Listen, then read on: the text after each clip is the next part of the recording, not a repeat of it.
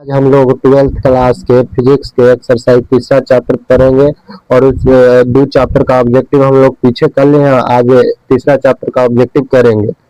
ठीक ना, आप लोग उस दोनों चैप्टर का ऑब्जेक्टिव देख लीजिएगा हमारे चैनल पर जाकर, जिसका नाम है DBER डैश देकर 1 2 3 4 लिख दीजिएगा और इस चैनल को सब्सक्राइब जरूर करिएगा। ठीक ना, ये फायदा मिलेगा आप लोगों को और अपने दोस्तों के पास भी शेयर कीजिएगा।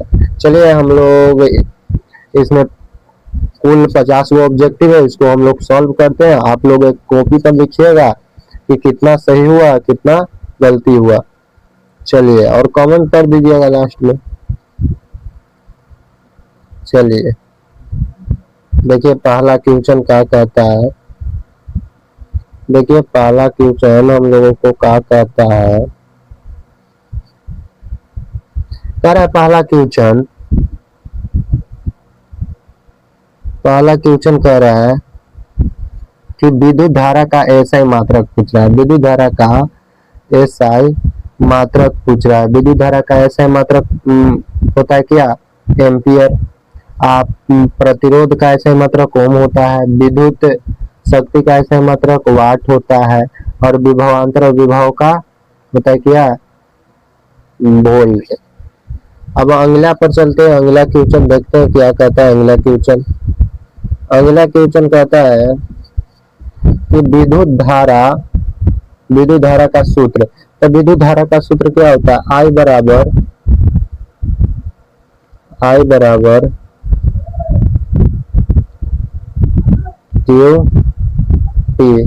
बराबर QT। ऑप्शन ए सही हो जाएगा इसका। ऑप्शन ए क्या होगा इसका, ऑप्शन ए सही होगा। ऑप्शन ए सही होगा इसका। चलिए अगला क्वेश्चन पर देखते हैं, चलते हैं। चलिए अगला क्वेश्चन देखिए। कह रहा है अगला क्वेश्चन कि विद्युत आवेश का एसआई मात्रक आप लोग जानते हो कूलम्ब होता है और कार्य का एसआई मात्रक जूल होता है और विभव और वोल्ट का ये होता है डी वोल्ट। धारा का एम्पियर हो जाएगा। चलिए अगला क्वेश्चन देखते हैं क्या कहता है अगला क्वेश्चन। ओम के नियम का सही संबंध क्या है। तो पहला ऑप्शन है V बराबर IR, दूसरा ऑप्शन है V बराबर I बटा R, तीसरा ऑप्शन है V बराबर I बटा I R बटा I और ऑप्शन डी है I बराबर V बटा VR है। तो इसमें कौन आंसर सही है। तो आप लोग जानते हो कि V बराबर IR होता है। ऑप्शन ए सही है इसका। चलिए अगला क्वेश्चन पर देखते हैं अगला क्वेश्चन क्या कहता है हम लोगों को। प्रतिरोध का एसआई मात्रक आप लोग जानते हो ओम होता है। अगला क्वेश्चन चलते हैं। अगला क्वेश्चन कहता है कि किसी चालक का प्रतिरोध किस पर निर्भर करता है। तो आप लोग याद रखिएगा कि किसी चालक का प्रतिरोध किस पर निर्भर करता है। ऑप्शन है लंबाई, ऑप्शन बी है अनुप्रस्थ काट का क्षेत्रफल, ऑप्शन सी है पदार्थ पर, सभी पर। हाँ सभी पर होता है। अगला क्वेश्चन देखते हैं। अगला क्वेश्चन क्या कहता है कि प्रतिरोध का सूत्र। तो प्रतिरोध का सूत्र क्या होता है। ऑप्शन ए है R बराबर PA बटा L, B बराबर R बराबर PL बटा A, ऑप्शन सी है R बराबर L बटा PA, ऑप्शन डी है R बराबर A बटा PL। तो देखिए रो बराबर क्या होता है, RA बटा L। तो हमको R का मान निकालना है तो इधर हम L के भेज देंगे। L इधर हमारा आ गया और नीचे A आ जाएगा, R ऊपर रह जाएगा। तो ऑप्शन बी सही है इसका। अगला क्वेश्चन देख लीजिए क्या होगा। अगला क्वेश्चन कह रहा है कि प्रतिरोधकता की एसआई मात्रक। तो प्रतिरोधकता के एसआई मात्रक क्या हो जाएगा, ओम मीटर हो जाएगा, ओम मीटर। अगला चलिए क्वेश्चन देखते हैं। अगला क्वेश्चन क्या कहता है, चालक की लंबाई बढ़ने पर उसका प्रतिरोध क्या होता है, बढ़ता है। अगला क्वेश्चन कहता है क्या कि चालक का अनुप्रस्थ क्षेत्रफल बढ़ने पर प्रतिरोध घटता है, क्योंकि आप लोग जानते हो कि चालक का प्रतिरोध यानी कि आप ए समानुपाती होता है, एक होता है कि ना, वही है ऑप्शन घटेगा समानुपाती होता है। ऑप्शन बी हो जाएगा। चलिए अगला आंसर देखते हैं। अगला क्या थी, धातुओं में तापमान बढ़ाने पर प्रतिरोध सामान्यतः, धातुओं में तापमान बढ़ाने पर क्या होता है, प्रतिरोध भी बढ़ जाता है। जी ऑप्शन ए सही है। अगला क्वेश्चन, विद्युत शक्ति का सूत्र क्या होता है, तो आप लोग जानते करते हो कि P बराबर क्या होता है, VI। ऑप्शन ए सही है। अगला क्वेश्चन चलिए देखते हैं अगला क्वेश्चन क्या कहता है। अगला क्वेश्चन कह रहा है विद्युत शक्ति का ऐसा मात्रक वाट पीछे बताएं। अगला क्वेश्चन देखिए क्या कहता है, विद्युत ऊर्जा की ऐसा मात्रक जूल होता है या कार्य का भी जूल होता है। ऑप्शन बी सही होगा इसका। अगला क्वेश्चन कह रहा है कि 1 किलो घंटा बराबर क्या होता है, तो 1 किलो वाट घंटा बराबर क्या होता है, तो रुक जाइए, 1 किलो वाट घंटा बराबर होता है 3.6 गुने 10 के पावर 6 जूल होता है। ऑप्शन ए सही हो जाएगा इसका। अगला क्वेश्चन पर चलते हैं, क्या कहता है अगला क्वेश्चन कहता है कि विद्युत धारा किसके प्रवाह के कारण होती है, विद्युत धारा किसके प्रवाह के कारण होती है, आवेश के प्रवाह के कारण। अगला इलेक्ट्रॉन का आवेश, इलेक्ट्रॉन पर आवेश होता है ऋणात्मक। जब सब्जेक्टिव पढ़ाएंगे ना तो देख लीजिएगा, या आप लोग पढ़बो किए होंगे, आज 7वां महीना चल रहा है, 8वां महीना आप लोग तो पढ़ लिए होंगे। परंपरागत विद्युत धारा की दिशा क्या होती है, धन से ऋण की ओर। ऑप्शन बी सही होगा। अगला चलिए, ट्रिप्ट वेग किससे संबंधित है, तो याद रखिएगा इलेक्ट्रॉन की औसत गति से, ठीक ना। ऑप्शन ए सही हो जाएगा। अगला चलिए क्वेश्चन क्वेश्चन करा धारा घनत्व की ऐसा मात्रक, धारा घनत्व का ऐसा मात्रक, तो धारा जे बराबर क्या होता है, आई बटा ए, तो आई क्या हो जाएगा, मीटर ए हो जाएगा और एकड़ हो जाएगा मीटर स्क्वायर। ऑप्शन ए सही है इसका। अगला क्वेश्चन देखिए, धारा घनत्व के सूत्र पूछ दिया, तो ऑप्शन ए अभी बताए, एल बताए। अगला चलिए क्वेश्चन क्या कहता है, अगला क्वेश्चन कहता है कि किरचॉफ का प्रथम नियम किस संरक्षण के सिद्धांत पर कार्य करता है। किरचॉफ का प्रथम नियम को दूसरा नाम है, बोल सकता है संधि नियम भी बोल सकता है, संधि नियम, ठीक ना। तो या आवेश संरक्षण के सिद्धांत पर कार्य करता है। अगला चलिए क्वेश्चन को कह रहा है किरचॉफ का द्वितीय नियम किस पर आधारित है, तो आवेश संरक्षण के सिद्धांत पर। इसको लूप नियम भी कहते हैं या पास नियम भी बोलते हैं, पास। अगला चलिए,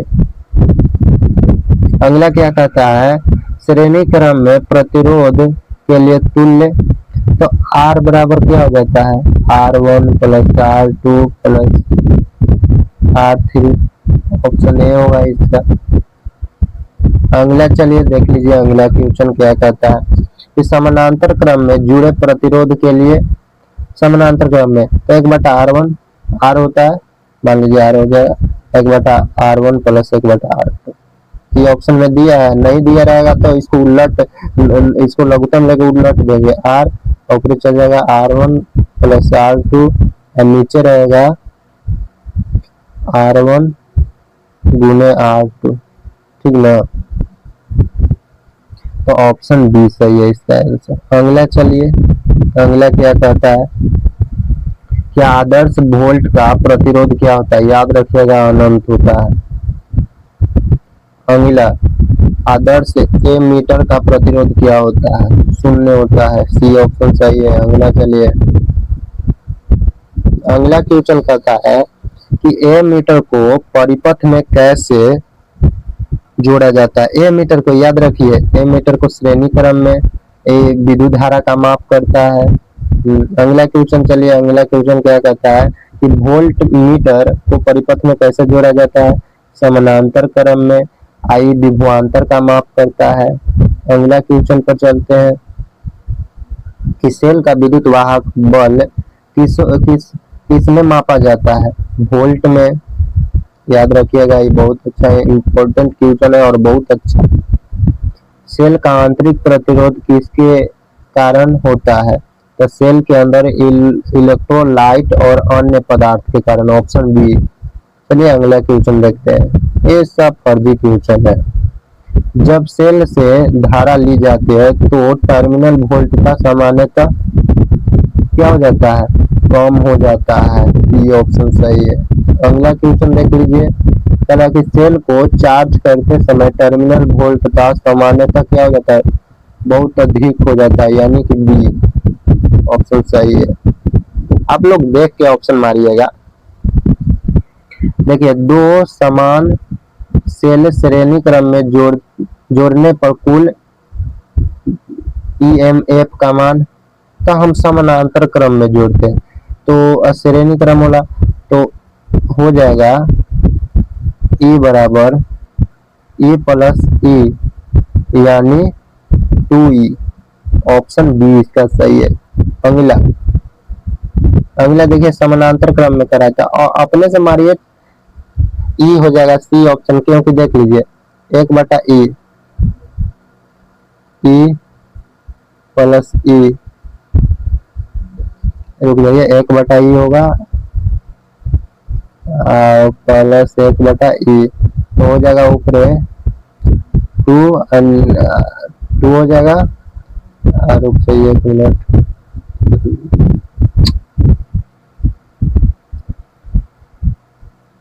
इसको बनाकर दिखाते हैं। 1/E प्लस 1E, तो इसको उलट दीजिए तो ई आ जाएगा। ऑप्शन ए सी सही हो जाएगा इसका आंसर। अगला क्वेश्चन पर चलते हैं। क्या कहता है? प्रतिरोधकता मुख्यतः किस पर निर्भर करती है?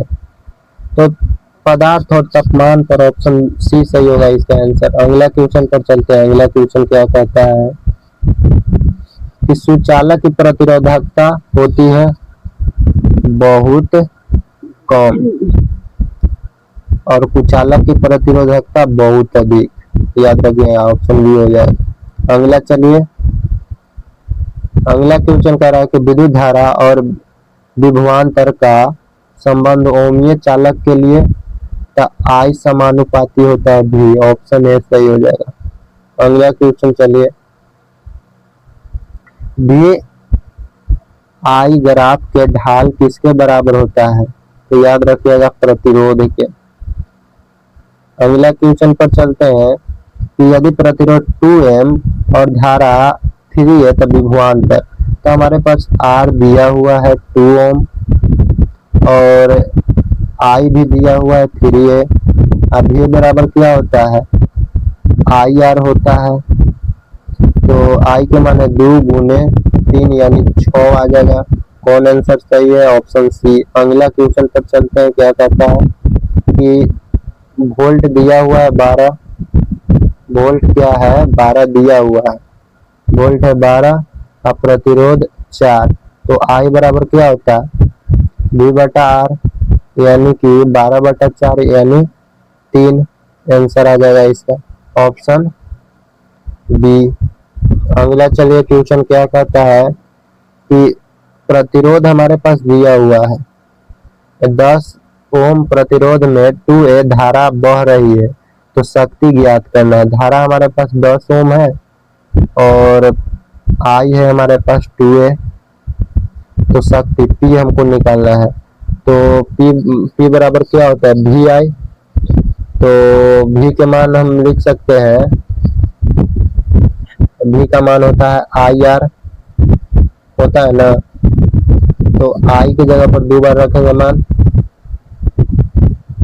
देखिएगा तो आ जाएगा इसका 40 आंसर। गुना कर लीजिएगा, ऑप्शन सी इसका सही हो जाएगा।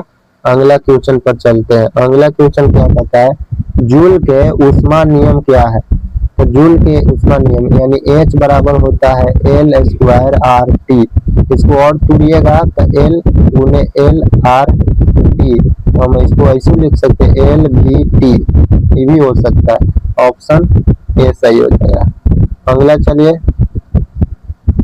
अगला क्वेश्चन कर रहा है कि फ्यूज तार का प्रतिरोध सामान्यतः उचित रूप से अधिक होता है। याद रखिएगा, फ्यूज तार का प्रतिरोध बहुत अधिक होता है।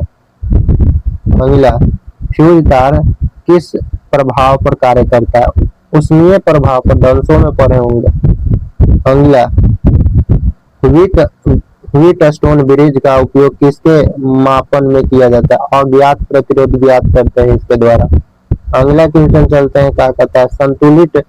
संतुलित व्हीट स्टोन ब्रिज में गैल्वेनोमीटर में धारा होती है 0। अगला क्वेश्चन पर चलते हैं, क्या कहता है अगला क्वेश्चन? मीटर ब्रिज किस सिद्धांत पर आधारित होता है? व्हीट स्टोन के ब्रिज पर। ऑप्शन बी हो जाता है इसका सही। अगला क्वेश्चन देखिए क्या कहता है?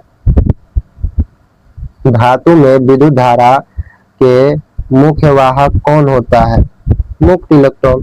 चलिए, आप लोगों का 50 क्वेश्चन समाप्त हो गया। आप लोग कमेंट कर दीजिएगा कितना सही हुआ, और इस चैनल को सब्सक्राइब कर दीजिएगा और अपने दोस्तों के पास भी शेयर कीजिएगा। और इसका आंसर भी दिखा देते हैं, देख लीजिए, सबके आंसर देख लीजिए, रुका रुका कर देख लीजिएगा।